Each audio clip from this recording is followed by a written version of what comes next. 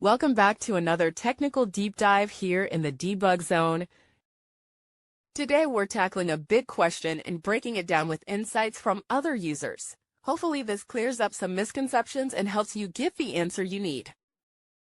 So buckle up, stay a little curious, and let's jump right in.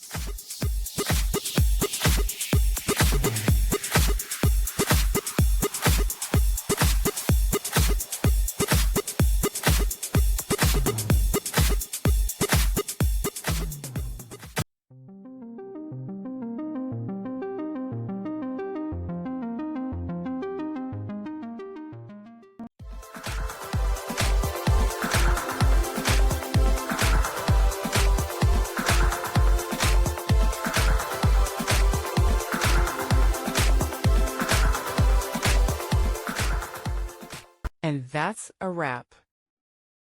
I hope you found the answer you were looking for. If you did, take a second to hit that subscribe button. It really helps out. And let me know in the comments which solution worked best for you. See you next time in the debug zone.